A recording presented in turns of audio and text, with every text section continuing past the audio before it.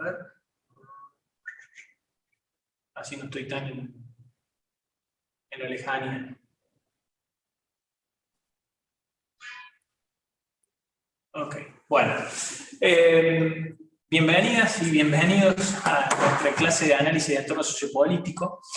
Les cuento en líneas generales de qué se trata la materia y qué perspectiva le queremos dar para lo que va a ser el conjunto de actividades de la carrera y de lo que nos queda de aquí en adelante. Como siempre, en esta y en otras instancias, digamos, es como que tengo una especie de doble rol, no solamente estoy dando clases en esta materia, sino que también como tengo la función de director de la carrera, entonces también intento darles un panorama más amplio de otras cuestiones que tienen que ver con el trayecto que les queda. Ustedes ya están entrando en el último semestre, el segundo y último semestre de la carrera. Entonces se empiezan a abrir panoramas que tienen que ver, entre otras cosas, con lo que es el trabajo final.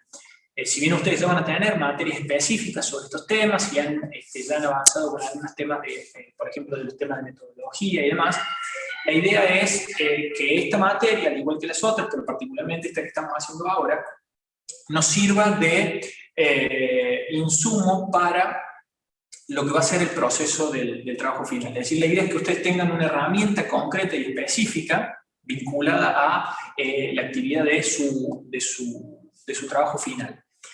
Y en este caso, la herramienta que nosotros vamos a brindar no es necesariamente una herramienta metodológica, sino más bien una herramienta práctica aplicable de acuerdo al caso o el tema que ustedes vayan a utilizar o el tema que vayan a abordar en su trabajo final. Y es básicamente la herramienta de lo que nosotros denominamos análisis de entorno sociopolítico. Entonces, lo que vamos a intentar es hacer una presentación general respecto de cuáles son las diversas herramientas o estrategias que se pueden utilizar para hacer análisis de entorno sociopolítico. ¿Qué es hacer análisis de entorno sociopolítico y cómo funciona una herramienta de este tipo? ¿Cuáles son generalmente, qué es lo que puede diferenciar esta estrategia o esta herramienta de análisis político a otras cosas que podemos hacer de una manera más, si se quiere, intuitiva? Generalmente es bastante común esto de hacer análisis político, es una actividad que todos tenemos o con la cual estamos más o menos familiarizados todos, pero para la cual nos interesa hacer algún aporte diferencial, una estrategia específica y puntual que vaya más allá del simple comentario acerca de la realidad. Entonces lo que vamos a intentar hacer es un ejercicio aplicando esas herramientas. Valeria, me estabas levantando la mano, creo que tenías un comentario para hacer. Sí, profe, buenas tardes.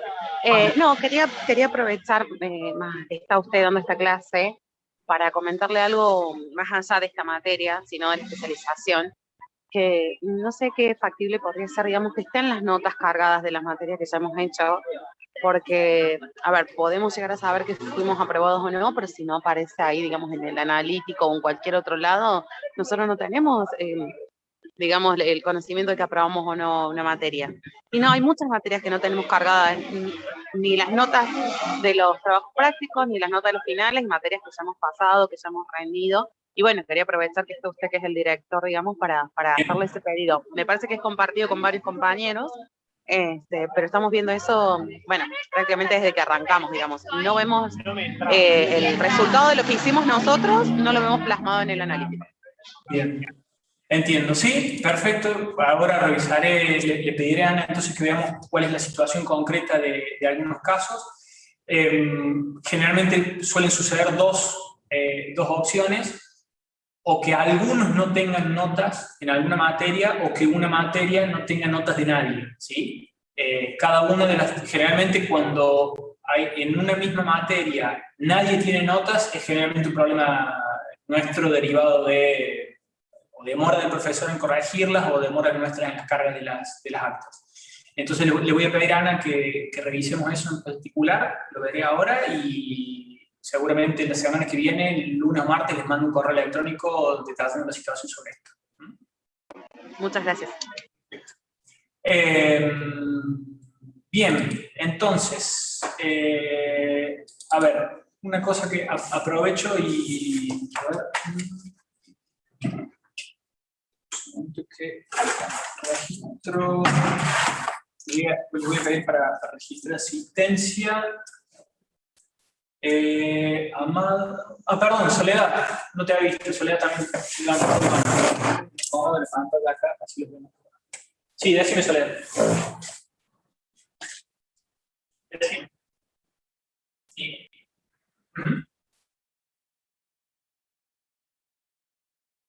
Sí.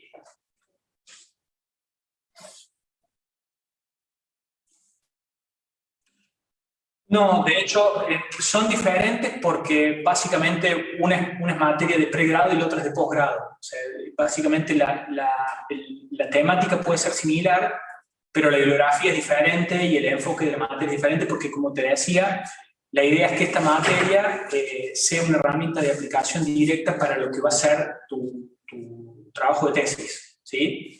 Entonces, por ejemplo, como para que vos te hagas una idea, la propuesta de la evaluación de esta materia es que vos hagas un análisis de entorno sociopolítico del tema y o de la organización que vos estás teniendo en mente para lo que va a ser tu trabajo final, ¿sí? Entonces, la idea es que vos acá ya puedas desarrollar ese insumo de lo que va a ser algo de utilidad y aplicación para tu trabajo final, ¿sí? Así que esa es básicamente la diferencia entre uno y otro. Tengo, a ver, bueno, Amado, no veo, Aprile, si lo veía Eduardo, Azar, María Amelia, Ávila, Cooper, María Soledad, sí, Mancilla, lo veo. Perna Jimena, sí, sí está presente. Primix, Valeria también. Rodríguez, María Solange. Sí. Mara Solange. Sí, Mara, perdón. Perdón, Mara, ¿sí estás? Russo, Mónica está. Sale Mariana. ¿Lo veo? Sí, ahí está, perdón. Y bien, perfecto. Bien. Entonces, a ver, ¿alguna consideración respecto de cómo, de qué enfoque le queremos dar a la materia y qué dinámica vamos a seguir? Lo que nosotros vamos a hacer es tratar de corrernos del eje de lo que habitualmente suele ser el comentario político. Vamos a ir más allá de lo que es el entorno político o el comentario para tratar de hacer análisis de actores. De hecho, estrictamente la herramienta que nosotros vamos a incorporar es una herramienta de análisis de actores. Esa es una herramienta de análisis de actores que nosotros lo enfocamos desde el punto de vista de la perspectiva de la teoría neoinstitucionalista. Ese es nuestro enfoque teórico. La bibliografía que nosotros tenemos es una bibliografía que precisamente analiza lo que se conoce como el proceso de formulación de política pública. Ese proceso de formulación de política pública está orientado a analizar el rol que desempeñan los actores del sistema político en la formulación de una política pública, ¿sí? Por eso yo les decía que lo queríamos conectar con lo que es su tesis. Porque básicamente es muy probable que ustedes estén o trabajando un tema o una organización o estén analizando una política pública o analicen el impacto de una determinada política pública en un tema específico. Entonces, a partir de esa idea, obviamente que lo que queremos es tratar de determinar cuál es el rol que los actores desempeñan en un proceso de formulación de política pública, ¿sí? Esa es la premisa. Y entender que una política pública no es solamente el resultado del objetivo que se plantee un gobierno, sino que también es el resultado de la interacción de ese gobierno con el resto de los actores que influyen en un proceso político y que nos llevan a obtener un determinado resultado. Y que ese resultado no siempre está marcado por lo que era el objetivo original del gobierno, sino que tiene que ver con cómo es ese devenir y ese juego político. De hecho, la utilización de la expresión juego político no es casual sobre todo si estamos hablando de la perspectiva del neoinstitucionalismo, porque esto va a tener algunos elementos de la teoría de los juegos, ¿sí? De hecho, si alguna vez han tenido alguna aproximación a la temática de la teoría de los juegos, van a poder familiarizarse y encontrar algún punto, algún común denominador sobre estos temas. Entonces, la primera idea que tenía para presentarles tiene que ver con tomar un tema cualquiera y hacer un ejercicio rápido de análisis. ¿Qué voy a hacer yo en esta primera parte? Voy a aplicar algunos elementos de cómo se podría hacer un ejercicio de análisis político, es decir, primero les voy a mostrar cómo se hace, les voy a mostrar un ejemplo de un ejercicio de análisis político, y luego nos vamos a meter por detrás de ese tema y vamos a tomar un caso y lo vamos a ir analizando colectivamente entre todos, ¿sí? Entonces, en primer lugar, hacemos un ejercicio rápido, tomando un tema X, y luego ese tema lo usamos como conejillo de indias, digamos, de lo que puede ser nuestra experimentación para ir entendiendo conceptos y teorías alrededor de un ejercicio de ese tipo. Y luego lo que vamos a hacer es, en las clases que nos quedan, vamos a presentar la parte más teórica, si se quiere. Entonces, hoy hacemos una parte bien práctica de temas bien de actualidad, o más o menos, vamos a ver un tema. Vieron como cuando uno aprende a tocar la guitarra, ¿no? Empieza tocando una que conocemos todos. ¿Por qué? Para que más o menos estemos todos con el oído entrenado. Bueno, vamos a hablar de algo que nos resulte más o menos familiar a todos en relación a temas de escenarios políticos, ¿sí? Lo vamos a analizar a la luz de los resultados también, ¿sí? Porque vamos a ver que muchas veces hay mucho ensayo, mucho intento de tratar de adivinar o de vaticinar el futuro, ¿no? Hay mucho aprendiz de mano santa, digamos, ¿no? Es esta gente que intenta adivinar el futuro. Bueno, vamos a hacer otra cosa, entonces vamos a presentar primero el caso, lo vamos a comparar y lo vamos a contrastar con los resultados y con el desempeño en la práctica de esta situación, y luego posteriormente vamos a poder avanzar en el tema de ver la metodología y ver el marco teórico, ¿sí? Entonces, ese es más o menos el plan de trabajo para esta clase. Entonces, ahora me voy acá.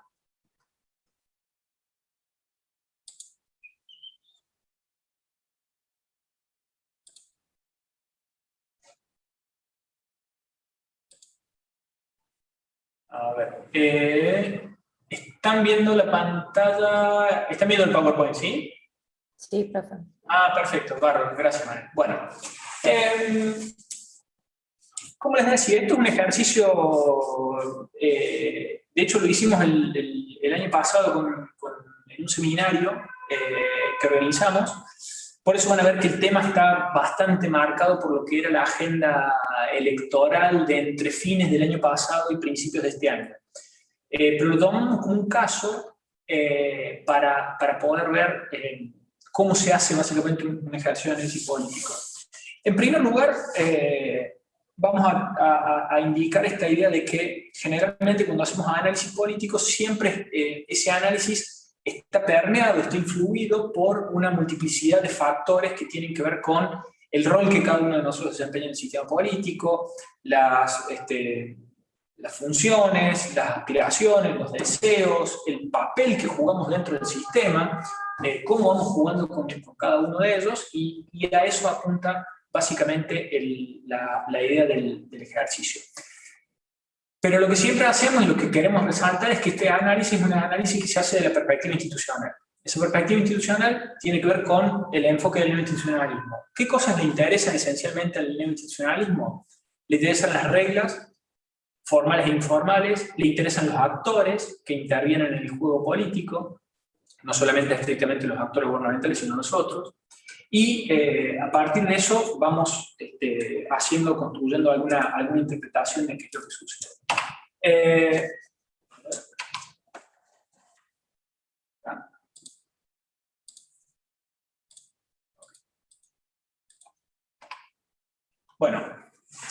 que hacer una... Bueno, esto se lo hemos comentado, sé que hay una cuestión de conectividad y demás, pero me ayudaría, van a ver que por momentos miro allá, que es donde está la cámara, y por momentos miro acá, que es donde está, tengo una pantalla con todas las fotos, las imágenes de ustedes. Así que si se prende la cámara, además de que forma parte del requisito para la asistencia y demás, me ayuda para que podamos acompañarnos en la clase y podamos interactuar de alguna manera. Sé que si de alguna manera eso les complica la conectividad y demás, no hay problema, apáguenla y no hay problema. Pero bueno, a ver, ¿qué pasa con el escenario político en la Argentina? Bueno, más allá de lo que tiene que ver con el contexto y demás, vamos a tratar de ver en qué medida hay factores de la agenda política que influyen en este análisis. Pero en general, el análisis del entorno político en nuestro país está muy marcado o predominantemente influenciado por el escenario electoral. Generalmente los ciclos electorales son los que marcan la dinámica del sistema político en la Argentina. De hecho, cuando no estamos en campaña para una elección, estamos levantando los heridos de la última batalla electoral y preparándonos para la próxima elección. Entonces, esa es una dinámica muy, muy constante y que lleva a toda una serie de lucubraciones alrededor de la cuestión política, y que acá lo intentamos resumir en unas mínimas, lo que nosotros podemos llamar obsesiones del análisis electoral. La primera es tratar de encontrar un predictor de los votos. Estamos todo el tiempo tratando de determinar qué aspecto, qué indicador o qué estadística puede ayudarnos a predecir cómo va a ser el resultado de la próxima elección. ¿Sí? Y esto acá seguramente si han hecho algún ejercicio en relación a esto o lo hayan visto en alguna dinámica, lo notarán. Por ejemplo, cuando estamos y se analizan indicadores de pobreza o de desocupación o de inflación, y dicen, bueno, nunca un gobierno con más del 30% de inflación ganó una elección, por ejemplo. Entonces, bueno, mira, de acuerdo a cómo viene siendo la secuencia de la inflación en la Argentina, el oficialismo va a perder la próxima elección. Eso es una interpretación muy común y muy habitual en esto. Lo mismo sucede con la tasa de desocupación. Bueno, nunca un gobierno con más del 15% de desocupación pudo ganar una elección. Entonces, como ahora estamos en tal porcentaje, ganaría el oficialismo o la oposición. Todo el tiempo, porque ¿qué sucede? Como es bastante difícil predecir y anticiparse cuál va a ser el resultado electoral, intentamos buscar señales en otros indicadores, en otros componentes que nos permitan luego ir hacia poder vaticinar o anticipar cómo va a ser ese resultado electoral. Entonces, eso es casi que les diría la tentación permanente. ¿Sí? Después, la otra gran obsesión, ¿sí? Es rápido determinar quiénes ganan y quiénes pierden. Y en esa cuestión acerca de la obsesión por determinar ganadores y perdedores en una elección, esto es algo muy común, sobre todo en las elecciones legislativas. ¿Sí? Siempre queremos decir, bueno, en una elección presidencial es relativamente sencillo determinar quién gana y quién pierde. Usted me dirá, bueno, ¿por qué relativamente? Si en realidad el que gana el presidente, y el que no gana es considerado perdedor. Bueno, porque ya vamos a ver que en realidad las elecciones presidenciales determinan varias cosas. Uno de los elementos que determinan es quién ocupa el poder ejecutivo, pero también nos dan un indicio de la fortaleza del gobierno según haya tenido que pasar por balotaje o no. Al mismo tiempo nos habla de cuál va a ser la composición de las cámaras, es decir, cuál va a ser el nivel de apoyo legislativo que va a tener ese gobierno para poder llevar adelante su gestión. No es lo mismo tener mayoría en ambas cámaras que no tenerlo en ninguna. ¿Sí? Entonces, esa idea de encontrar ganadores y perdedores también es una de las obsesiones del análisis electoral, y rápido intentarnos determinar, le queremos poner una etiqueta al asunto. ¿Sí? Queremos decir, bueno, estos ganaron y estos perdieron. Bueno, eso no es tan aritmético. ¿Sí? Y finalmente, siempre está la obsesión de esto que decimos, ¿no? Proyectar el escenario de la siguiente elección. ¿Sí? Entonces, por ejemplo, cuando analizamos los resultados de lo que fueron las elecciones legislativas del año pasado, o de cómo están siendo el desempeño del gobierno en este momento, rápido intentamos proyectar un escenario hacia la siguiente elección. Entonces estamos todo el tiempo en esa ida y vuelta de tratar de determinar un indicio o un indicador que nos anticipe cuál va a ser el resultado, el predictor de los votos.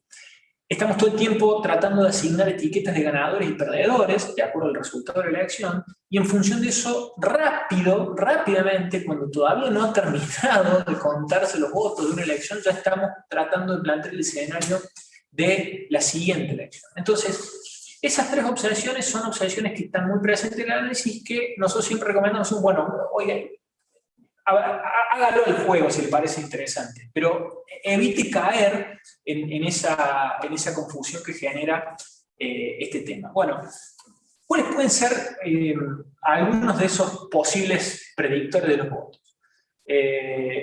La gestión, el bolsillo, las emociones. Entonces, ¿qué hacemos? ¿Por qué decimos la gestión como un predictor de los votos? Bueno, analizamos los resultados que está teniendo un gobierno en términos de las políticas públicas que logra implementar, a eso nos referimos con la gestión. Decimos, bueno, en realidad, como este gobierno está llevando adelante una gestión aceptable, favorable, está implementando la mayoría de las políticas, tiene sus cuentas en orden y demás, es un gobierno que tiene altas chances de ser reelegido o de que continúe el mismo partido en el gobierno. ¿Sí? Entonces, tomamos la gestión como un predictor de los votos. Gestione bien, es muy probable que obtenga, que sea reelegido o que su partido político gane, y viceversa. El otro gran predictor que intentamos buscar para que nos anticipe el resultado electoral tiene que ver con la situación económica, ¿sí? Lo que ahí podríamos denominar sencillamente el bolsillo. Acá, de nuevo, algunas de las cuestiones que señalamos, generalmente lo que en un país como la Argentina, lo que más miramos, lo que más atención le prestamos es a la inflación, ¿sí? Entonces decimos, bueno, de acuerdo a la inflación, al poder adquisitivo de los salarios, al nivel de pobreza, a los niveles de desocupación, a los niveles de actividad o recesión económica, miramos mucho los componentes económicos de digamos, más allá de los componentes macro, aquellas variables que son bastante sensibles para la población en general. Es un predictor de votos mucho más efectivo la inflación o la pobreza que el dólar blue. ¿Sí? ¿A qué me refiero con eso? El dólar blue es una variable muy presente todo el tiempo en el debate político, todos los actores políticos están hablando del dólar blue bastante a menudo, pero eso no significa necesariamente que ese sea un indicador genérico, porque es una variable bastante acotada en el impacto en la actividad de agentes económicos. ¿Sí? Es mucho más amplio el impacto de la inflación o de la pobreza que el interés que pueda despertar en algunos agentes económicos el tipo de cambio. Entonces, hay también un asterisco. Y finalmente, el tema de las emociones, y con emociones nos referimos a, por ejemplo, ¿qué sucede con los niveles de aceptación o rechazo de un candidato? ¿Sí? ¿O qué emociones despierta una determinada figura política en el electorado? ¿Sí? Acá el esfuerzo más grande siempre es el tema de hacer encuestas y medir quiénes sí, quiénes no, quiénes son los que están haciendo, cuál es la opinión que tiene o la imagen que tiene la ciudadanía sobre un tal o cual candidato. Seguramente a ustedes se les vengan miles a la mente.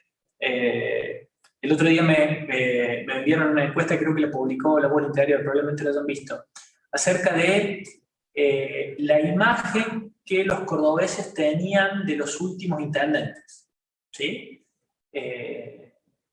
Los cordobeses de Córdoba Capital, de los intendentes de Córdoba Capital.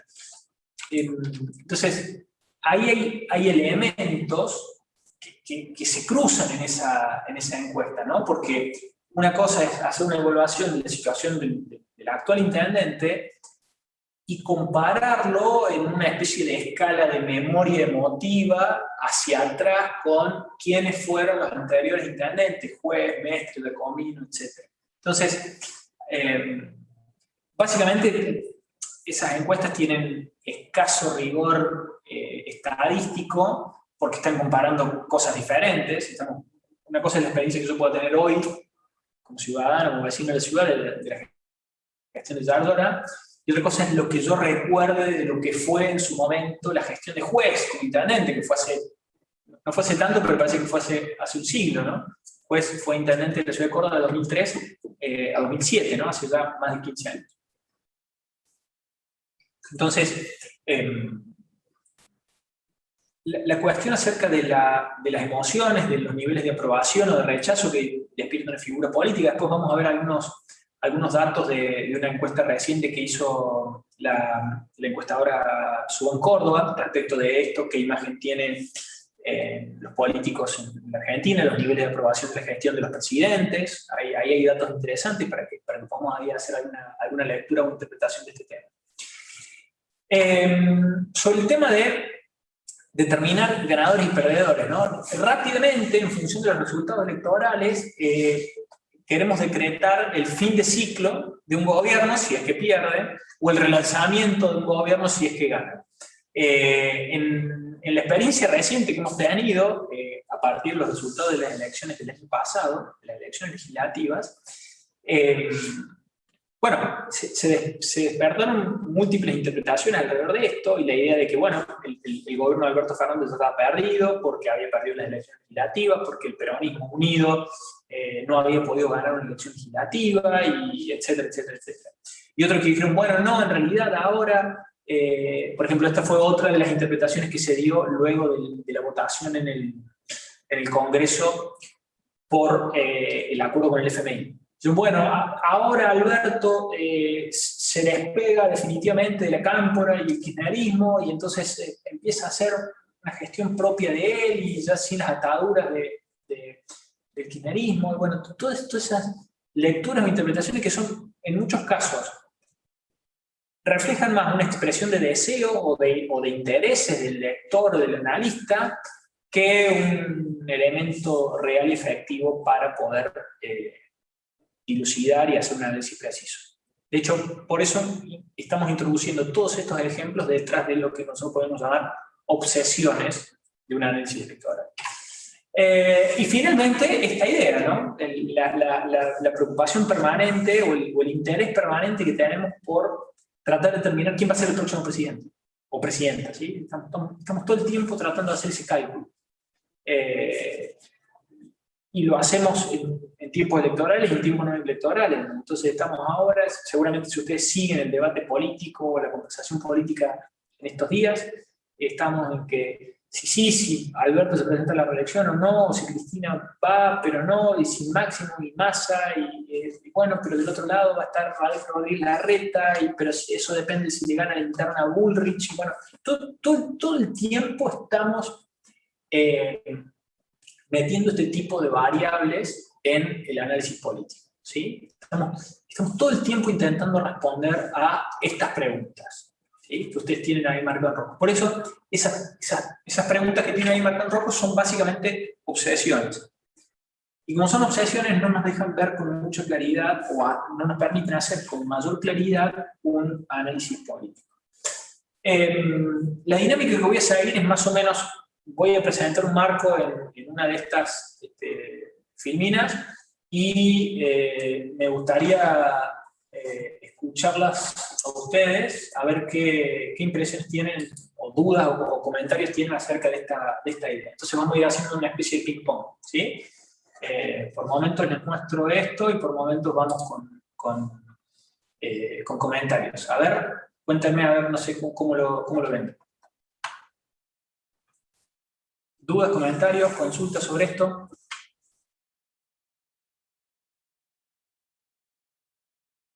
¿Les cuadra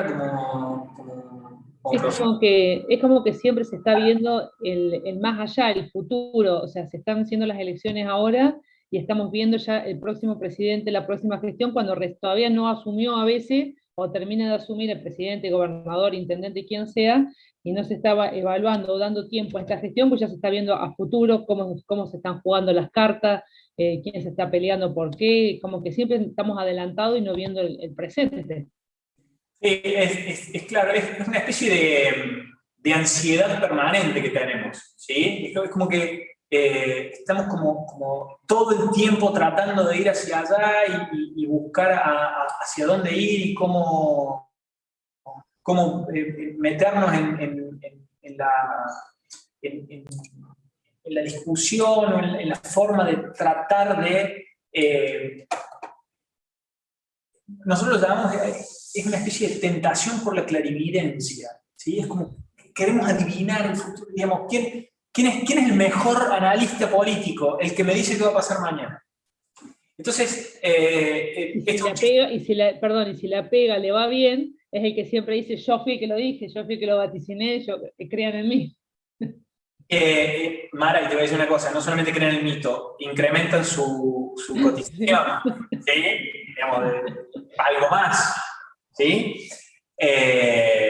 El chiste es válido solamente para los cordobeses, bueno, somos todos cordobeses, pero esto, a veces cuando hago este comentario fuera de Córdoba, todos queremos ser Scholes. ¿Se acuerdan de Scholes, el tipo que daba el clima en Canal 12? Bueno, todos queremos ser imagínense, ¿se acuerdan cómo le decían a Scholes? Le decían el brujo, ¿sí? Como el tipo te decía, bueno, mañana va a caer piedra, bueno, a propósito de granizo, ¿vieron la película de Francella, que está de moda, están todos los cordobeses hablando de Francella y la tonada cordobesa? Bueno, para los que no la vean, veanla en Netflix. Entonces, primero, exactamente, hay una especie de ansiedad permanente. Ahora, bien, perfecto, esto es una falla, es un error de un ejercicio de análisis político. Y la pregunta sería, ¿cómo debería ser entonces un ejercicio de análisis político? Si no tuviese que ser así, ¿cómo debería ser? ¿Cómo creen ustedes que debería ser un ejercicio de análisis político?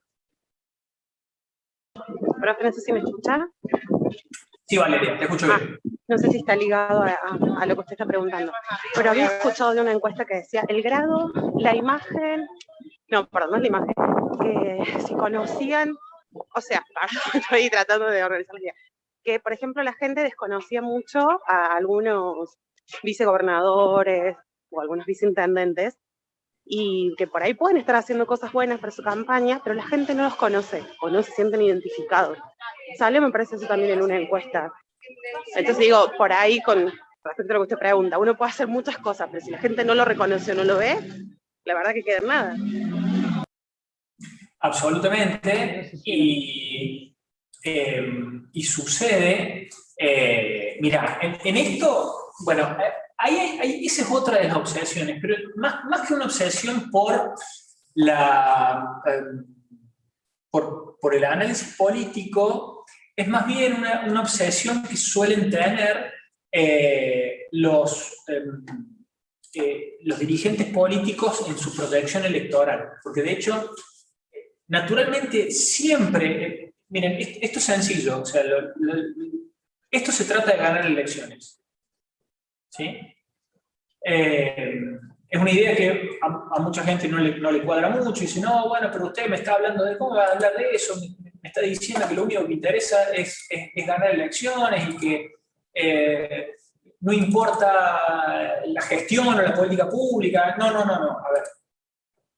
De hecho, justamente una de las premisas centrales que nosotros tenemos en esta carrera es la importancia que le damos nosotros precisamente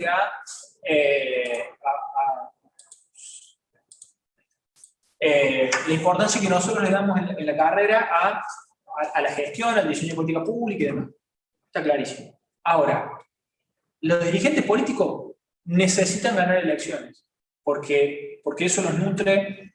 Primero, les posibilita el ejercicio del poder, si no, no podrían. Segundo, les permite legitimarse en esa actividad.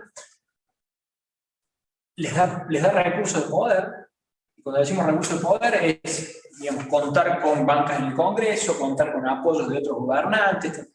Ahora, Si la última meta, el último escalón del camino es ganar una elección, hay muchos elementos preliminares que son necesarios para que puedan llegar a ganar esa elección. Entonces ahí entran en juego las cuestiones que tienen que ver con, en primer lugar, nivel de conocimiento, ¿sí? En segundo lugar, imagen. En tercer lugar, intención de voto. Y recién en cuarto lugar, el voto objetivo, ¿sí? Este último elemento es el que nosotros medimos en una elección cuando vamos y votan y efectivamente tal cual persona se convierte en gobernante, gana la elección, ocupa un cargo, ¿sí? Lo que sucede es que estas cuatro cosas están muy relacionadas, ¿sí? Vos no juntás votos si la gente no está dispuesta a votarte, la gente no está dispuesta a votarte si no tiene una buena imagen de vos, y no puede tener una buena imagen de vos si no te conoce. Entonces, en relación a lo que señalas vos, Valeria, evidentemente que la primera barrera a superar en esto es ser conocido. Y no es casual el que hayas mencionado el de las figuras de los viceintendentes o vicegobernadores, porque son los que generalmente tienen una barrera grande en este sentido. ¿Por qué? Porque básicamente ocupan un cargo, ¿sí? Son vicegobernadores, viceintendentes, ejercen poder, han formado parte de una lista, ¿sí? Muy probablemente, de hecho, han formado parte de una lista ganadora, por eso ocupan ese espacio, y eso, sin embargo, no quiere decir que tengan un nivel de conocimiento mayoritario, ¿sí? Entonces, si nosotros ahora salimos con una foto del viceintendente de la ciudad de Córdoba, o con del vicegobernador de la provincia, Daniel Pacerini y Manuel Calvo, y se lo mostramos en la calle y le decimos, ¿sabe quién es este señor? No sé, es probable que muchas personas no necesariamente los conozcan, ¿sí? Entonces, a veces esas figuras tienen una situación contradictoria. Ahora, que no los conozcan puede ser una ventaja, porque hay otros que pueden ser hiperconocidos y aún así tener una imagen muy negativa. Miren, les quiero mostrar, a propósito de esta cuestión acerca de imagen y nivel de conocimiento y demás. Les voy a compartir rápido, mientras estaba charlando con ustedes. Okay.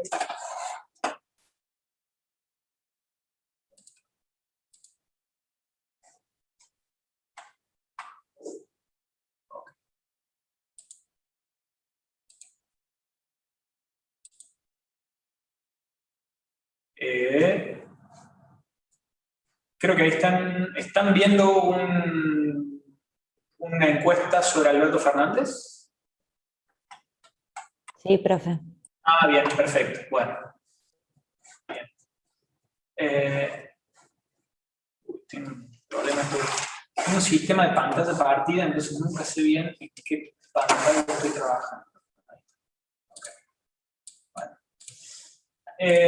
Fíjense los niveles de imagen de Alberto Fernández, ¿sí? Bueno, no lo conoce nada, obviamente, el 0,1%, y quien dijo que no lo conoce a Alberto Fernández, bueno, probablemente sea parte del error estadístico, ¿sí? Ahora, la imagen del presidente, ¿sí? Está en un 34% en positiva, entre muy buena y buena, y en alrededor del 65% entre mala y muy mala, ¿sí? Entonces, ¿qué sucede? A veces muchos dirigentes prefieren que no los conozcan antes de que tengan una imagen negativa, ¿sí? Es más fácil de revertir el desconocimiento que el rechazo. El rechazo es mucho más difícil de revertir. Entonces, y esto sucede con figuras hiperexpuestas o conocidas, como pueden ser del actual presidente o los anteriores presidentes, ya sean Mauricio Macri, Cristina Kirchner, es el ejemplo más típico de la dificultad para revertir imagen negativa. Entonces, y además también tiene que ver con en qué medida esa imagen negativa se consolida en el tiempo. ¿Sí? Por ejemplo, les muestro otro caso de otro dirigente y sus niveles de imagen. ¿Sí? Uno más de la actualidad, que seguramente lo tienen en mente. A ver, fíjense. Este es el nivel de imagen de Javier Milei. ¿Sí? Tiene un 47 de positiva y un 41 de negativa. Y acá, ¿qué sucede? La primera cuestión con Milei. Primero, que está bastante repartido, y segundo, que ya ha logrado revertir una posible imagen negativa que tenía en septiembre y noviembre del año pasado. ¿Sí? Fíjense cómo ya ha logrado revertir la ecuación, y de hecho este es el gran tema que le llama la atención a casi toda la clase política respecto de la imagen que está despertando y el interés que está despertando Milei en el electorado. Después, bueno, tenemos otros casos, el de Gerardo Morales. Bueno, a ver, ¿quién más tenemos? Tenemos varios acá. Perdón, de Milei, una de las encuestas que llamó la atención es que es muy bajo el porcentaje de una encuesta, ¿no? Que era el 5 o el 6% de las personas que no lo conocían. Es una persona muy conocida con el poco tiempo que está, a pesar de muchos otros políticos, como hablábamos recién, de vicegobernadores, viceintendentes, que no son tan conocidos como Milei. Mira, absolutamente en ese sentido, Mara. Mira, te voy a decir una cosa. Es más, vamos a comparar el caso del viceintendente de la ciudad de Córdoba. Esta es una encuesta nacional. ¿Sí? Habría que ver cómo da en Córdoba. Pero muy probablemente Javier Milei sea más conocido que el viceintendente de la ciudad de Córdoba, que hace 20 años que está en la política. ¿Sí? Y que pero profe, también es una figura mucho más mediática. O sea, bueno, nació como una figura mediática. Ok, entonces ahí entra... Con los jóvenes.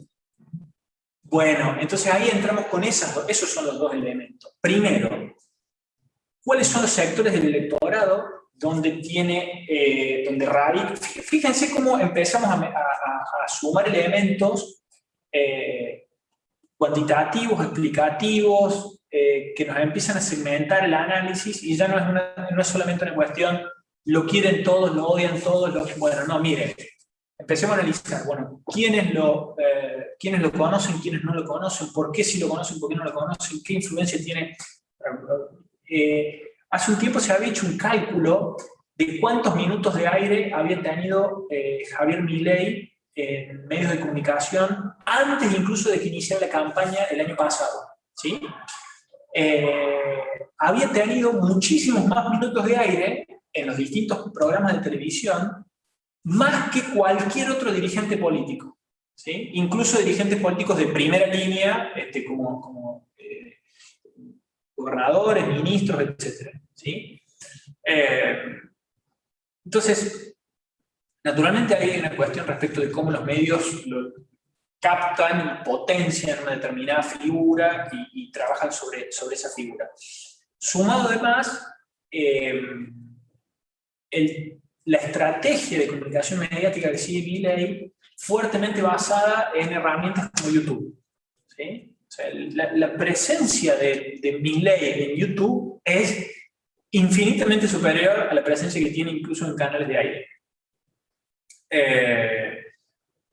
Presencia me refiero a cantidades de videos y visualizaciones, minutos vistos por particularmente jóvenes respecto de esa figura política. Entonces, ahí también hay que entender qué hay detrás de ese fenómeno, ¿sí? Y en qué medida ese fenómeno, que tiene muchísima visibilidad y muchísima potencia, tiene la capacidad de traducirse en ejercicio efectivo del poder en ámbitos institucionales. Y llevo el punto al siguiente componente de la conversación. A ver, vamos a hacer. Okay.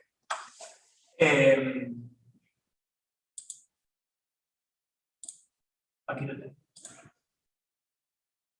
Bueno. Perfecto. Hasta acá estamos entonces con las las obsesiones. Acá está. ¿Por qué decimos que estas obsesiones son especulaciones fútiles? No tienen mucho sentido. O en realidad pueden llegar a ser algo más o menos entretenido, divertido, pero que tienen que ver con otra cosa. En primer lugar, tiene que ver con las características institucionales de lo que es, por ejemplo, una elección legislativa. ¿Y por qué está lo de institucionales subrayado? Porque esto tiene que ver esencialmente con una cuestión de reglas. Esto tiene que ver esencialmente con un asunto de reglas. Cuando nosotros hablamos de instituciones, por eso nosotros decimos que estamos haciendo un análisis desde la perspectiva del institucionalismo, estamos analizando reglas. Las instituciones son esencialmente reglas, reglas que regulan la dinámica de los actores dentro de un determinado sistema político. Esas reglas pueden ser formales o informales, hay reglas de organización, hay reglas de procedimiento, hay reglas de relacionamiento entre los actores, hay distintos tipos de reglas, ¿sí? Ahora, las elecciones legislativas tienen unas características institucionales que hacen que la gran mayoría de estas especulaciones que tuvimos recién sean innecesarias. En primer lugar, porque en una elección legislativa no es una elección, sino que son 24 elecciones. ¿A qué me refiero con esta cuestión de que son 24 elecciones? Bueno, básicamente al hecho de que nosotros estamos midiendo, cuando hacemos una elección legislativa, los votos no van todos a la misma canasta. Los votos se reparten en cada uno de los distritos, ¿sí? Y cada uno de los distritos define cosas diferentes. Hay algunos que eligen senadores y diputados, otros que eligen solo diputados, otros que, además de elegir los legisladores, eligen, por ejemplo, en la misma fecha se puede estar eligiendo gobernadores y legisladores. El año pasado hubo algunos distritos que además eligieron autoridades, por ejemplo, la legislatura de la provincia de Buenos Aires renovó una parte de su Senado, la provincia de Santa Fe renovó senadores, algunos partidos de la provincia de Buenos Aires el mismo día también renovaban concejales en sus consejos deliberantes. Entonces, hay que entender que bueno, ni que hablar cuando estamos hablando de elecciones presidenciales. En los días de la fecha de elecciones presidenciales, en realidad, hay una elección que es la que se lleva toda la atención, que es la elección de presidente.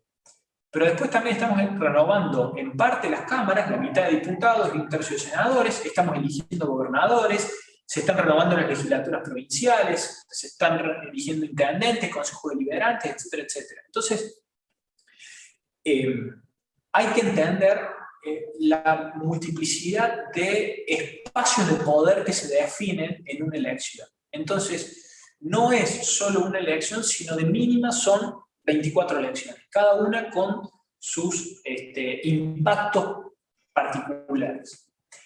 La segunda cuestión, no interesa cuántos votos junta un partido, cuántos votos obtiene en el total general, sino en cuántas bancas se traducen. Y acá entramos en un tema más bien técnico, pero sobre el cual probablemente hayan escuchado algunas noticias que se han difundido últimamente en las últimas semanas.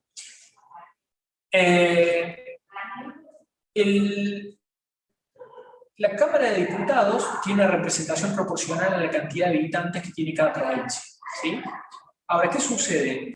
No todas las provincias tienen el número de diputados proporcional a la misma cantidad de habitantes. ¿Qué quiere decir? Que hay provincias que están sobre representadas y hay provincias que están subrepresentadas. Ejemplo típico de provincia subrepresentada, Tierra del Fuego. Tierra del Fuego tiene 5 diputados, ¿sí? La Rioja tiene 5 diputados, ¿sí? Y provincia de Buenos Aires, que tiene un tercio de la población, ¿sí? Tiene 70 diputados. Entonces, si le aplicáramos a la provincia de Buenos Aires la misma proporción que le aplicamos a Tierra del Fuego para tener sus 5 diputados, o a La Rioja para tener sus 5 diputados, la provincia de Buenos Aires debería tener unos 130, 140 diputados. Entonces, claramente ahí tenemos un problema de sobrerepresentación en Tierra del Fuego y La Rioja, por ejemplo, y una subrepresentación en provincia de Buenos Aires. Entonces, no me importa cómo los votos van todos a la misma bolsa, me interesa dónde los estoy obteniendo esos votos. Me rinde mucho más un voto en Tierra del Fuego, traducido en un diputado en Tierra del Fuego, que muchos más votos en Provincia de Buenos Aires que difícilmente se traduzcan en un diputado en Provincia de Buenos Aires. ¿Sí? En Tierra del Fuego, con 120.000 votos, logra un diputado. ¿Sí? En Provincia de Buenos Aires, para obtener un diputado, se falta 10 veces más, o mucho más incluso. ¿Sí? Entonces, ese elemento es determinante para saber cómo se distribuyen geográficamente los votos. Por eso tampoco tiene mucho sentido esta cosa de, bueno, pero ganamos la elección, la ganó de acuerdo a qué parámetros, ¿sí? ¿Dónde está comprando los votos? Esto, como decimos, tiene que ver con esa tercera pregunta, que es ¿dónde se obtienen los votos? ¿En qué distritos? Hay distritos que son más necesarios que otros. A veces es muy valioso obtener una segunda o tercera banca en un distrito históricamente opositor. Imagínense, no hay provincia más refractaria al kirchnerismo que Córdoba, ¿sí? Y sin embargo, el kirchnerismo tiene 2 diputados por Córdoba. Básicamente, ¿por qué? Porque obtiene la posibilidad entre el diputado que tiene de esta elección y el que tenía de la elección anterior, tiene 2 diputados que responden a esa fuerza política. Y esos diputados en realidad se unen al resto del bloque, entonces engrosan el bloque del Frente de Todo, del kirchnerismo en el Congreso de la Nación, sobre todo en diputados. Entonces, a veces incluso en determinados distritos, perdiendo, logramos meter ese poroto que necesitamos para tener quórum propio o para tener mayoría propia en el Congreso, en alguna de las 2 cámaras. Y finalmente, la tercera pregunta, que es la más interesante desde el punto de vista de una estrategia política, es ¿cuánto cuestan los votos? ¿Sí? Y en el cuánto cuestan los votos nos referimos a un costo económico, naturalmente, cuánto debe invertir un gobierno para obtener esos resultados electorales. Nosotros sabemos que el gasto público es un instrumento muy poderoso para financiar las campañas de manera indirecta. No hace falta que la plata del Estado se use para pagarle la campaña al candidato. Simplemente es suficiente con que hagamos mucha obra pública y que toda esa obra pública esté inaugurada por ese candidato, y de esa forma nosotros vamos a poder tener un nivel de visibilidad y protagonismo del candidato muy superior a la de todos sus rivales. Entonces, ahí también hay que ver cuánto el recurso de gasto público destina un gobierno en un determinado territorio para de esa forma darle mayor visibilidad a estos subcandidatos. Entonces, esto tiene que ver con estos 4 elementos. La primera cuestión es la fragmentación territorial y partidaria. ¿Por qué hablamos no solamente de fragmentación territorial de las 24 provincias y a su vez las otras divisiones en el interior, sino también la fragmentación partidaria? No siempre los partidos juegan juntos en las mismas elecciones, ¿sí? Hay partidos que en unos distritos pueden formar parte de una coalición y en otros distritos pueden formar parte de otra coalición. Eso es bastante común, sobre todo desde momentos en que la Argentina está inmersa en lo que algunos llaman una especie de bicoalicionalismo, ¿sí? En vez de tener un sistema bipartidista, tenemos un sistema de bicoaliciones, ¿no? Es como hay 2 grandes coaliciones que absorben a todos los demás partidos más pequeños y conforman la oferta electoral que acapara arriba del 80% de los votos en una elección general. ¿Sí? Eso es lo que viene pasando en la Argentina. Argentina hace mucho que dejó de tener un sistema bipartidista. La última elección estrictamente bipartidista en la Argentina fue en 1999. Desde entonces venimos con sistemas bastante fragmentados. De hecho, ha habido elecciones en las cuales, por ejemplo, en la elección del 95, la Unión Cívica Radical sale tercera, ¿sí?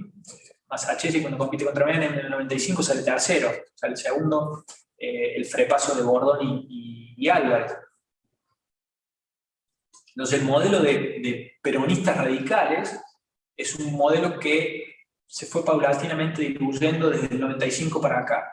De hecho, en el 99 la fórmula la encabeza Fernando Larrúa, pero en una coalición que se conformó entre la UCR y el Frepaso. Es decir, las fuerzas que en el 95 habían salido segundas y terceras se unen en el 91 para ganarle al peronismo. Y de ahí en más, luego de la crisis del 2001 y demás, hemos tenido una enorme fragmentación de partidos. Ya no somos un sistema bipartidista, pero sí tenemos dos coaliciones. La última elección hiperfragmentada fue la del 2003, pero desde el 2007 para acá, las dos principales fuerzas electorales que compiten en la elección se llevan más del 80% de los votos. Eso quiere decir que hay una elección digamos, binominal prácticamente, es decir, tenemos dos grandes polos que atraen el grueso de los votos. Sin embargo, a nivel territorial, toda esa oferta electoral está mucho más fragmentada. Y se dan situaciones como la de la provincia de Córdoba. El peronismo cordobés forma parte del Partido Justicialista, pero no necesariamente se alinea de la misma forma que lo hace el resto del peronismo a nivel nacional en las elecciones nacionales. Entonces, esto es muy común, con la presencia de lo que muchas veces se conoce como partidos provinciales. Sucede en Córdoba, sucede en Neuquén desde hace mucho tiempo, sucedió durante mucho tiempo también en Corrientes, donde el socio mayoritario es la UCR, pero también hay una especie de coalición, en Misiones en algún momento. Los partidos provinciales tienen ahí una predominancia por sobre las fuerzas nacionales. La pregunta de acerca de en cuántas bancas se traduce tiene que ver con la posibilidad de que un gobierno tenga quórum propio o no. ¿Sí? La posibilidad de... ¿Por qué es importante el quórum? De hecho, a veces el quórum es más importante que luego el resultado de la elección. El quórum te permite que solo con tu fuerza política vos ya puedes iniciar una sesión en alguna de las dos cámaras. Sí, en clases. ¿Dónde querías hacer una consulta? En medio, no, un poquito más. ¿Cuándo da inicio el curso? Dice que tengo que formalizar. El 22 de abril. Perdón. Entrando en la...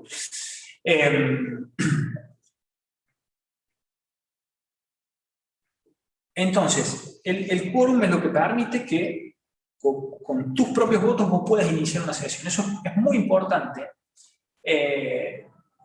porque te da más margen de negociación. Ya solo, en esos casos solo necesitas negociar la posibilidad de que se apruebe o no la ley, pero da espacio al debate y el debate puede llegar a tener otros rumbos. Esta dinámica es bastante diferente a cómo se da aquí en Córdoba, ¿no? Nuestro sistema legislativo en Córdoba está diseñado institucionalmente para que sea muy difícil que la fuerza gobernante no tenga mayoría propia, particularmente el peronismo, ¿sí? Incluso, si ustedes se recuerdan cómo fue la elección entre Schiaretti y Juez, que fue una elección muy cerrada, que se definió por apenas el 1,2% de los votos. Si ese 1,2% hubiese sido exactamente al revés, Juez habría sido gobernador de la provincia, pero muy probablemente no hubiese tenido mayoría propia en la Cámara de la Legislatura. ¿Sí? Porque la mayoría de los departamentos, de los legisladores departamentales, eran legisladores del peronismo. Y los legisladores por el distrito único hubiesen sido mayoría de Juez, pero con un nivel de fragmentación que no le hubiese permitido tener mayoría propia. Entonces el peronismo, con la primera minoría de los del distrito único, más todos los que tenían departamentales, hubiese tenido mayoría propia en la legislatura. Ese es un tema interesante respecto de cómo se crean las reglas para garantizar unas u otras mayorías. El caso de la legislatura de Córdoba y lo que fue la reforma de la bicameralidad a la unicameralidad es muy ejemplificativa de eso. El tercer punto tiene que ver con esto que le señalaba recién, sobre la subrepresentación y la sobrerepresentación de las provincias. Y finalmente, el cálculo costo-efectividad, es decir, cuánto me cuesta y cuán efectivo es cada peso y cada acuerdo. ¿Por qué? Porque los apoyos, los votos, etc., no se compran, no se alquilan, no es tan literal. Es decir, los gobiernos pueden invertir mucho dinero en un determinado distrito, pero eso no necesariamente se traduce en apoyo político, ¿sí? Sin ir más lejos, le ha sucedido el Frente de Todos ahora en la última elección legislativa aquí en la provincia de Córdoba. Martín Gil era secretario de Obras Públicas del Gobierno Nacional, y en el marco de esa estrategia hubo volúmenes significativos de recursos de obra pública financiada por el Estado Nacional en municipios cordobeses, justamente para tratar de construir una coalición de intendentes que apoyase al Frente de Todos. Bueno, los resultados están a la vista. El Frente de Todos, por ejemplo, en las elecciones legislativas del año pasado, con Martín Gil a la cabeza, gana en Villa María, pero pierde en el departamento San Martín, que es el departamento del cual Villa María es cabecera, y pierde estrepitosamente en casi la totalidad de la provincia. No sé si hubo algún distrito en el que salió segundo, en alguno de los departamentos de la provincia. Entonces, ahí lo que estamos viendo claramente es que, primero, en términos de cálculo costo-efectividad, esos pesos no se tradujeron en apoyos. Y al mismo tiempo, esos pesos no pudieron sustentar acuerdos políticos duraderos con dirigentes locales que trabajaran y apoyasen la oferta electoral del Frente de Todos en la elección pasada. Entonces, ese es un elemento importante para poder tratar de hacer un análisis más sostenible, digamos, más preciso, y salir de esta cuestión de, bueno, no, porque, ¿qué se escuchaba mucho el año pasado? Bueno, no, porque el Frente de Todos y Martín Gil tiene un montón de plata, y con esa plata están comprando a todos los intendentes del interior de la provincia. Bueno, miren, es probable que el Gobierno Nacional destinó muchos recursos significativos a financiar obra pública en el interior de la provincia, pero eso no se trabajó ni en intendentes trabajando por la campaña, ni se tradujo en votos en las urnas el día de la elección. Y se tradujo en una banca, ¿sí?, que es la que obtuvo el Frente de Todos aquí en este distrito. Entonces, ese es un poco el análisis de costo-efectividad. ¿Cuánto rindió esa inversión fiscal y política en el tema? Vuelvo entonces a la pantalla con ustedes. A ver, impresiones, comentarios sobre estos temas, acerca de las características institucionales de las elecciones. ¿Alguna duda? Bueno, estamos o conceptualmente muy claros o muy irrelevantes.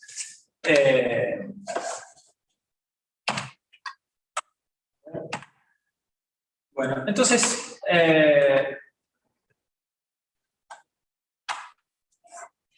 paso a, digamos, hasta ahora venimos señalando certezas del análisis electoral. Lo que vamos a hacer ahora, venimos hablando de obsesiones del análisis electoral. Vamos a tratar de hacer algunas, de mencionar o señalar algunas certezas del análisis electoral para un análisis del escenario político en la Argentina. La primera de estas certezas es que la oferta electoral ordena las preferencias. ¿Qué quiere decir esto? Las nuestras no son elecciones en el aire. ¿Qué quiere decir que eso no son elecciones en el aire? No podemos elegir a quien a nosotros se nos ocurra. Si recuerdan algo de lo que vimos el año pasado en la materia de Estado y Derecho Público, cuando mencionamos uno de los principios del sistema institucional argentino, de las reglas de la Constitución, y hablamos de la democracia representativa en nuestro país, hablamos del monopolio de las candidaturas que tienen los partidos políticos. Y los partidos políticos tienen el monopolio de las candidaturas en los cargos públicos. En consecuencia, nosotros no podemos elegir a cualquier dirigente que querramos que sea el próximo intendente, gobernador, o presidente, o diputado, lo que fuese. Tenemos que circunscribirnos a la oferta electoral que se nos presenta. Entonces, a pesar de que nos pueda resultar algo aburrido o bastante alejado de nuestros intereses o nuestra cotidianeidad, conocer, comprender y seguir más o menos de cerca cómo se va configurando la oferta electoral es un elemento determinante de esta situación. ¿Se les ocurre algún ejemplo de una oferta electoral que ordenó o forzó las preferencias? ¿Se les ocurre algún ejemplo reciente de esto? De la oferta electoral orientando las preferencias del electorado, independientemente de que el electorado tenga una preferencia o no por esa figura política. No sé, profe, si puede ser o no, pero cuando fue el balotaje que se bajó, bueno, no sé si estoy diciéndolo bien, sí, que se bajó Menem de su candidatura y subió Néstor Kirchner, o sea, había como dos opciones muy acotadas. Exactamente. Digamos, ahí hay exactamente una regla electoral. La regla de solo los dos primeros pasan al balotaje. Y de hecho, los dos primeros que habían pasado habían tenido un porcentaje de votos muy bajos. Menem había tenido el 23% y Kirchner había tenido el 22%. Entonces, entre los dos candidatos ni siquiera llegaban a sumar el 50% del electorado, o sea que más del 50% del electorado no había elegido a ninguno de los dos. ¿Sí? Entonces, obviamente ahí había generalmente en los balotajes hay una oferta electoral muy restringida, porque justamente es un paso subsiguiente. Piensen ustedes que desde que se aprobó la regla del balotaje en la reforma constitucional del 94, hemos tenido un solo balotaje en la Argentina, porque ese de Menem y Kirchner no se dio porque precisamente Menem no se presentó al balotaje. Hemos tenido una sola vez, tuvimos la experiencia de un balotaje, que fue la elección entre Macri y Scioli, ¿sí? En el cual Scioli gana la elección general, gana las PASO, gana las generales y pierde el balotaje. Y además lo pierde por un porcentaje relativamente estrecho, creo que no me acuerdo si fue por 4 o 5 puntos de diferencia que le sacó Macri a Scioli en aquel momento. Creo que fue tipo una cosa 52-48, una cosa así fue el resultado de la elección en ese momento. Entonces, pero tenemos un ejemplo más reciente de una oferta electoral que orientó las preferencias hacia un punto, para muchos, hasta inesperado. ¿Se les ocurre? A ver. ¿Lo tienen en mente? El caso de Alberto Fernández. Alberto Fernández es un típico caso de oferta electoral que ordenó la preferencia. Era un dirigente que ni siquiera, en toda su carrera política, Alberto Fernández es un dirigente político hace muchísimos años, nunca había sido candidato, nunca había estado en una boleta para ser electo a algo, sí, había sido candidato a legislador porteño allá por la década de los 90, en una lista que creo que era de Caballo y demás, pero nunca había postulado para un cargo ejecutivo, nunca había encabezado una campaña electoral, nunca, era una figura. Ahora, la manera en cómo se configuró la oferta electoral, es decir, Cristina Kirchner y el resto del peronismo, digamos, tejiendo un armado de coalición, de reunir al peronismo para presentar esa oferta electoral, y ungir como candidato a Alberto Fernández, automáticamente orientó la preferencia de todo lo que podía ser el panperonismo, digamos, hacia una persona, hacia un dirigente, que difícilmente en una elección completamente abierta hubiese obtenido un número significativo de votos. ¿Sí? Básicamente porque la oferta electoral lo que hace es una especie de embudo, genera una especie de embudo en el cual obliga a canalizar, ¿sí? Por eso esta idea de que ordena preferencias, canaliza las preferencias de la sociedad hacia una determinada figura, en este caso, Alberto Fernández. Entonces, ahí hay una primera certeza. O sea, tenemos que comprender cómo se conforma la oferta electoral para poder entender hacia dónde se van a orientar las preferencias. ¿Sí? El segundo elemento tiene que ver con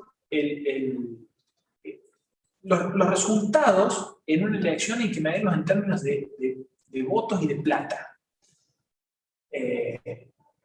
Estos votos, a ver, estamos incluso hasta utilizando términos bastante coloquiales como para graficar el asunto. Votos y plata son los fierros de la política, son los recursos más importantes para nosotros medir el poder de un dirigente, de un gobierno, de un partido político.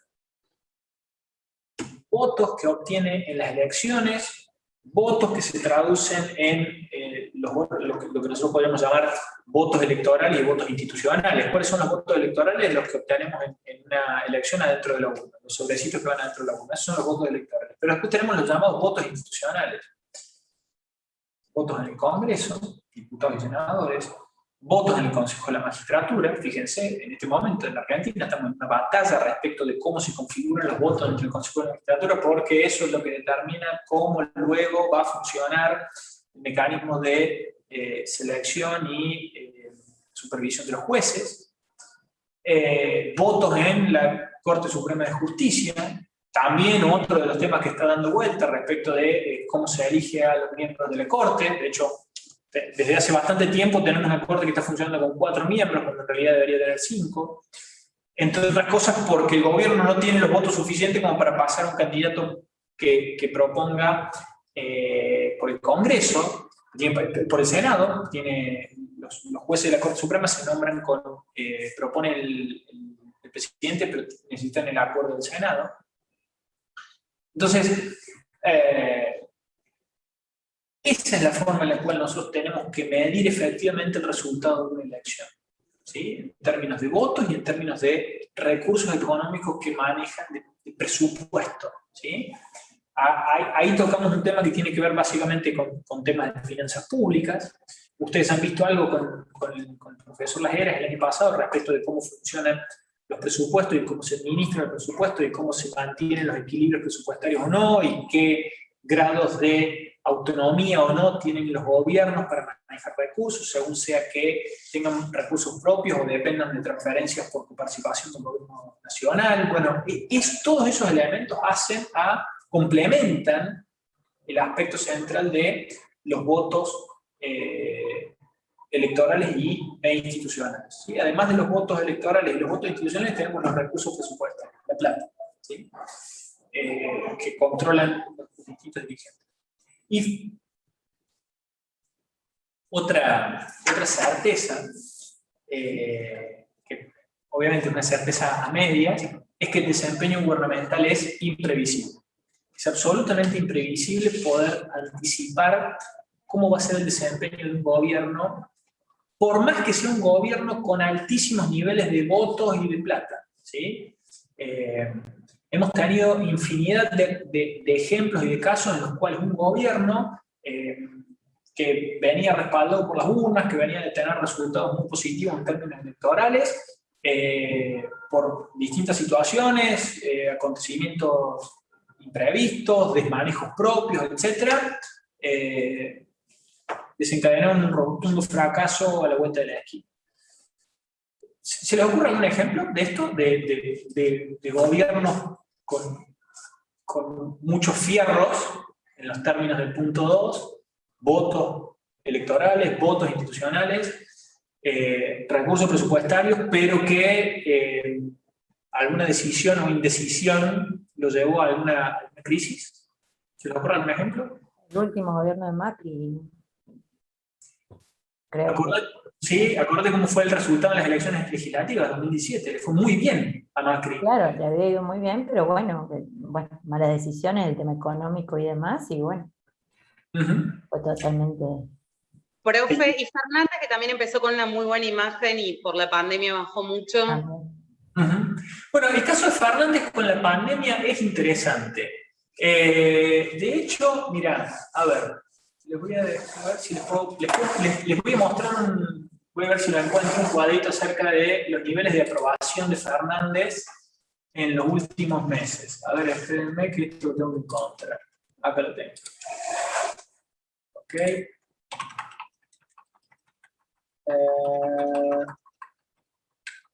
Nivel de...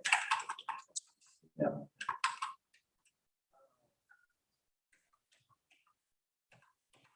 Tengo la escala de posicionamiento frente a... Tenía una línea histórica respecto de cómo le había ido en la valoración. Ah, acá lo tengo, sí. Mira, acá lo tengo. Mira. Nivel de imagen de Alberto Fernández. Acá se lo... Digamos, esto es... Incluso en un primer momento, profe, apenas empezó la pandemia, fue como que había mejorado su imagen y de repente después cayó. Exactamente eso es lo que te quería mostrar, Marina. A ver, pero dame un segundo. A ver, comparto la pantalla acá. Acá está, mira. Fíjate la secuencia. Esto que vos tenés acá son niveles de imagen del presidente. Esto medido naturalmente desde el momento de la elección. Esto es previo, perdón, esto es post paso. Las pasos fueron en agosto de 2019, ¿sí? Y después se dieron las elecciones de octubre, y fíjate cómo desde octubre, ¿sí? Con un nivel del 53%, durante todo hasta... Este es el pico hace exactamente 2 años, abril de 2020. El Alberto de los PowerPoint, ¿se acuerdan? El presidente dando clases, cuando daba clases y nos explicaba qué pasaba con la pandemia. Un presidente con el 84% de imagen positiva. A ver, muchos se asustaron ahí. A ver, no solamente extraños, sino los propios. Cristina, por ejemplo. O sea, Cristina se asustaba, ¿por qué? Porque lo veía a quien había ella indicado como, en esta cuestión de lo que le señalaba recién, de ordenar oferta electoral, con un 84% de imagen positiva. Ahora, fíjense cómo eso, paulatinamente, fue descendiendo de manera brusca hasta que cruza una línea en febrero de 2021. ¿Sí? ¿Cuándo la imagen negativa pasa a ser inferior a la imagen positiva? ¿Se acuerdan más o menos qué pasó por acá? Hubo un acontecimiento acá. ¿Esta, profe, perdón?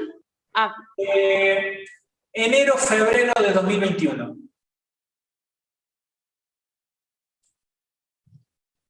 A veces la pandemia nos genera una especie de nebulosa, no nos acordamos muy bien qué pasó en un momento y en otro.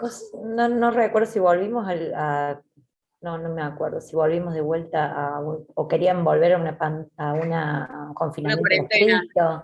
Bueno, no me acuerdo. Fue el escándalo de la vacunación VIP. Pensé que había sido antes. Ese fue el momento. ¿Se acuerdan ustedes que nosotros en diciembre de 2020 Argentina empieza a vacunar? ¿Sí? En diciembre, creo que, mira, no me acuerdo si no fue el 24 de diciembre que llegó el primer avión con las primeras dosis de Sputnik a la Argentina.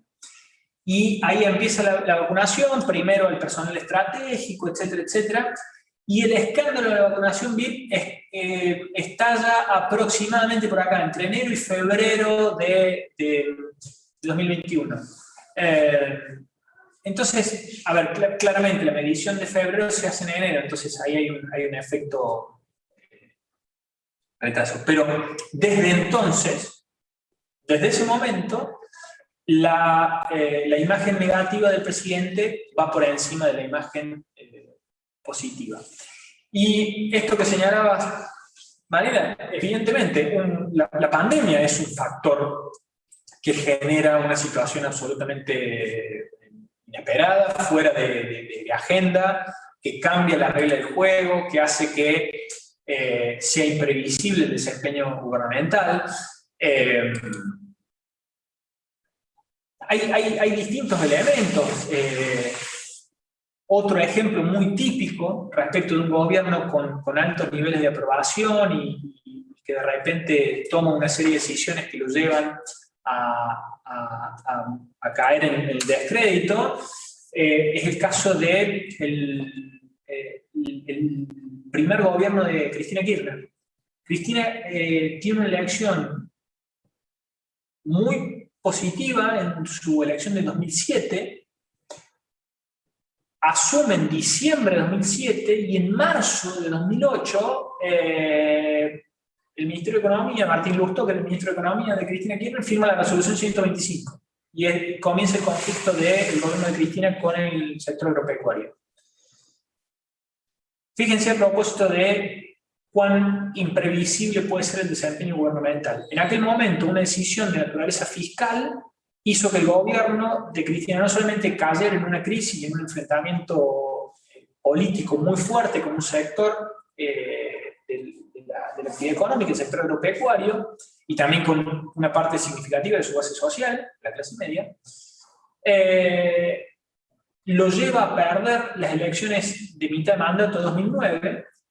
En ese momento ya todos la daban por perdida a Cristina Kirchner y una serie de medidas políticas y de gestión, estrictamente. Para algunos también señalan el factor del fallecimiento de Néstor Kirchner como otro de los elementos que también cambió el escenario político en aquel momento. Y Cristina es reelecta en 2011 con el 54% de los votos.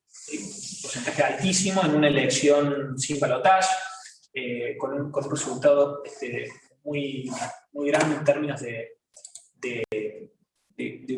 porcentaje de votos. Entonces, ahí también hay un elemento muy significativo en relación a este tema. Y finalmente, volvemos entonces a compartir la pantalla y el análisis un poco más detallado acerca de estas certezas.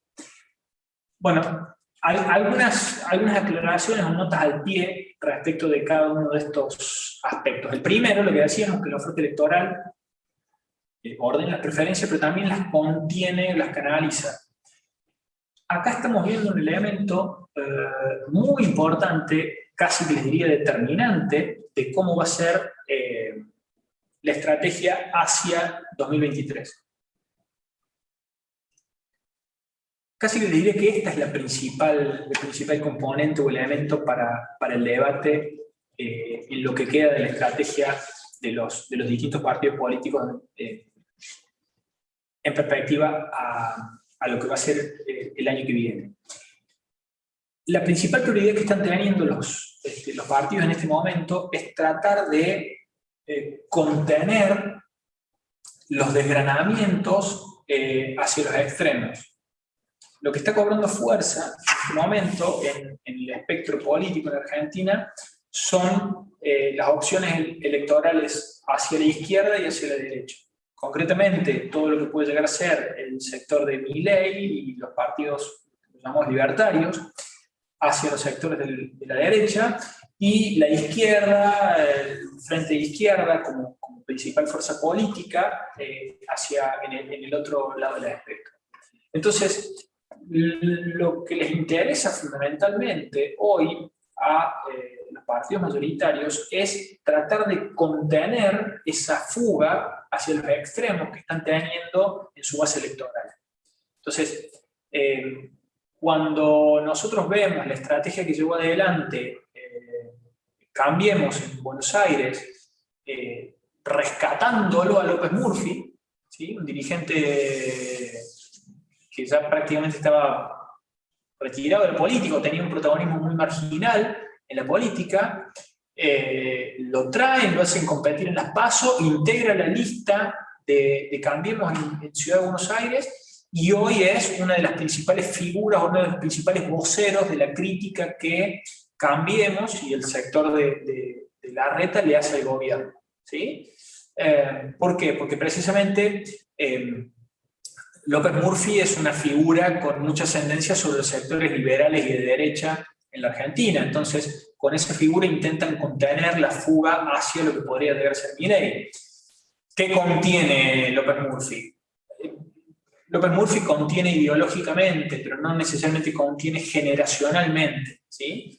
Entonces ahí se le está haciendo un poco más complicada la posibilidad al sector de Cambiemos y al PRO en sí mismo para tratar de evitar, de armar una oferta electoral que contenga determinados sectores de la sociedad. Y en el otro espectro, lo que estamos viendo es una estrategia en la cual la Cámpora, dentro de lo que sería el universo del kirchnerismo concretamente, ya no el Frente de Todos, porque el Frente de Todos ya difícilmente conserve una entidad política hacia las próximas elecciones, probablemente deje de existir el Frente de Todos como tal, porque uno de sus socios se va a abrir de esa opción, que es lo que el kirchnerismo, el Frente para la Victoria, o Unidad Ciudadana, bueno, como se vaya a llamar lo que fue esa oferta electoral. Entonces, ¿qué está sucediendo hoy al kirchnerismo? El kirchnerismo tiene que tratar de contener la fuga de parte de su electorado hacia la izquierda, ¿sí? La izquierda está mejorando progresivamente sus desempeños en distritos donde históricamente al kirchnerismo le iba bien. De hecho, no solamente tienen diputados en Ciudad de Buenos Aires, en Provincia de Buenos Aires, sino también en Jujuy. Uno de los diputados, el Frente de Izquierda tiene 4 diputados hoy en el Congreso. Uno de ellos es Vilca de Jujuy. Entonces, ¿qué estrategia está siguiendo? No necesariamente rescata dirigentes de lo que podría llamarse una izquierda más extrema, sino que lleva su discurso hacia la izquierda. Entonces, enarbola el Frente de Todos, la Cámpora, concretamente el kirchnerismo, la Cámpora, enarbola una de las banderas históricamente pertenecientes a la izquierda, que es la oposición al Fondo Monetario Internacional. ¿Sí? Cuando la Cámpora, Máximo Kirchner y la Cámpora toman la estrategia de romper, de salirse del bloque, porque Máximo Kirchner deja la presidencia del bloque, ese fue su primer anuncio, y luego votan en contra del acuerdo, ¿sí? Y no solamente votan en contra del acuerdo, sino que llevan adelante una estrategia de expresión, de expresarse y visibilizar fuertemente su oposición a los términos del acuerdo con el Fondo Monetario Internacional, demonizándolo al Fondo Monetario Internacional en su discurso, naturalmente, se asemeja muchísimo al discurso de la izquierda. De hecho, la Cámpora termina votando junto con el Frente de Izquierda y con Milei. Es interesante, ¿no? Libertarios, la izquierda y la Cámpora se opusieron al acuerdo con el Fondo Monetario Internacional. Entonces, ahí también vamos a ver una clave de cómo se va a ir configurando la oferta electoral a futuro y qué estrategias va a llevar adelante cada uno de los actores en esto de tratar de contener y canalizar preferencias electorales. Sobre la cuestión acerca de que el resultado se mide en votos y en plata, bueno, como decíamos, en primer lugar los votos electorales y los votos institucionales, y el tema de la plata, ¿sí? Como el otro gran aspecto. Acá tocamos 2 temas, nosotros los mencionamos simplemente, tiene que ver con la idea de si los gobiernos tienen la capacidad de financiar su gasto público con recursos propios o dependen de transferencias nacionales. Ahí hay un punto importante. Porque esto habla de autonomía fiscal de los gobiernos a nivel provincial.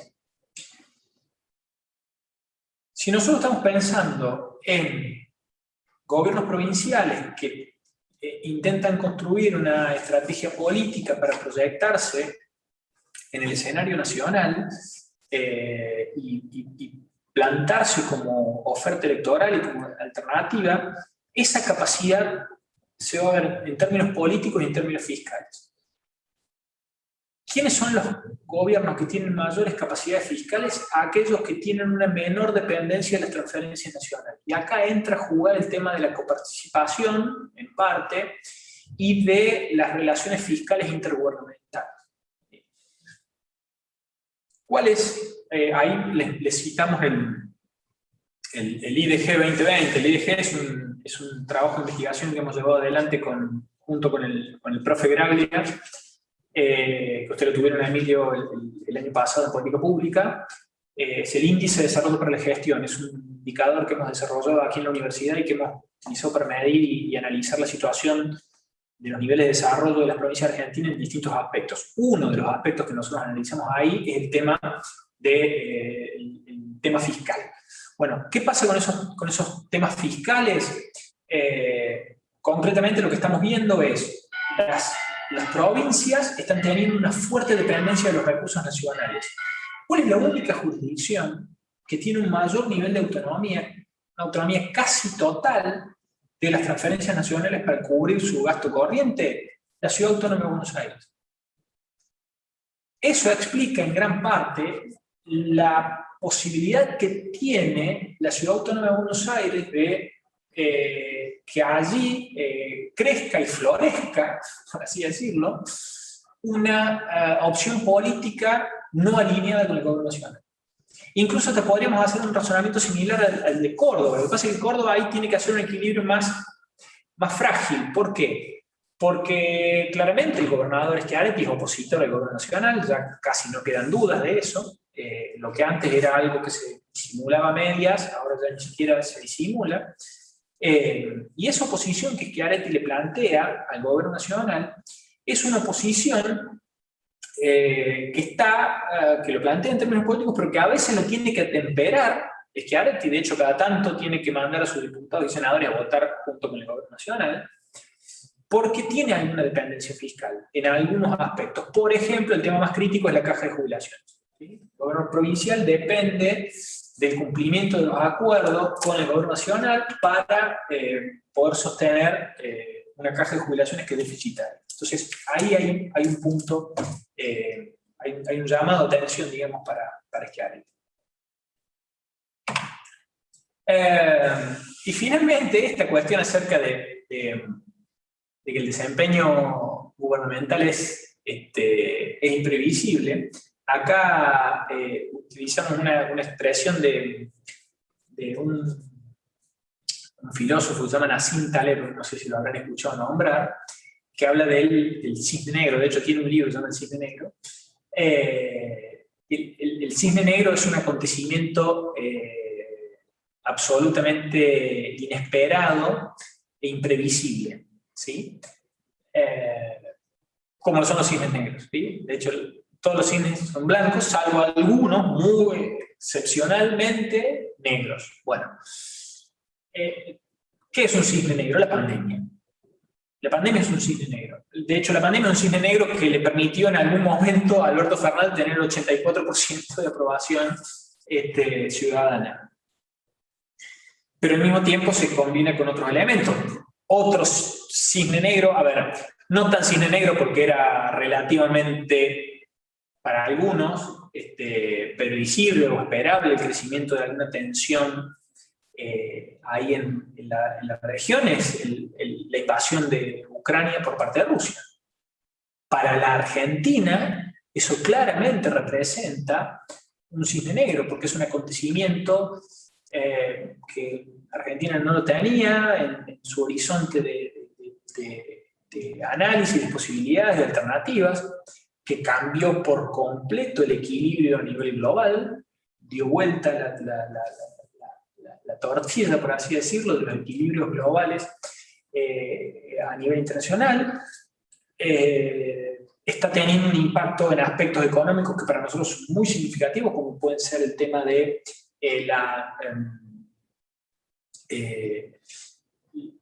los precios internacionales, el precio del petróleo, el precio del trigo, los flujos de comercio internacional, lo que vaya a significar las sanciones internacionales a Rusia. Entonces todos esos elementos configuran un típico caso de cisne negro. ¿Cuál es la cuestión? Es, ¿qué hacer frente a estas situaciones? Y aquí también el concepto también de Nassim Taleb, les recomiendo que lean algo, después ya veremos si tenemos debo tener alguna lectura por ahí para recomendarles y se las subiré al campus, como lectura complementaria, por supuesto, casi recreativa, te diría. El concepto es el concepto de la antifragilidad, ¿sí? La antifragilidad es una especie de capacidad que desarrollan personas o instituciones para salir fortalecidos de situaciones críticas, ¿sí? De evitar la fragilidad que suponen estos acontecimientos imprevisibles y salir fortalecido de esos contextos de crisis que van a ser cada vez más recurrentes, ¿sí? Esa es otra cuestión. O sea, estas situaciones imprevistas de, bueno, no llegó a terminar la pandemia que ya empezó la guerra. Bueno, es como que la agenda global de a quién más va a estar sucesivamente ocupada por acontecimientos muy movilizadores, ¿sí? Que van a alterar esos equilibrios y que nos van a demandar a todos, a las personas, a las organizaciones, a los países, tener una gimnasia y una capacidad para adaptarse a esos cambios y a esas transformaciones significativas. A ver, voy acá. Sobre estos temas, ¿algún comentario, observación? ¿Algo que tengan para señalar? Estamos, a ver un segundo, vuelvo acá.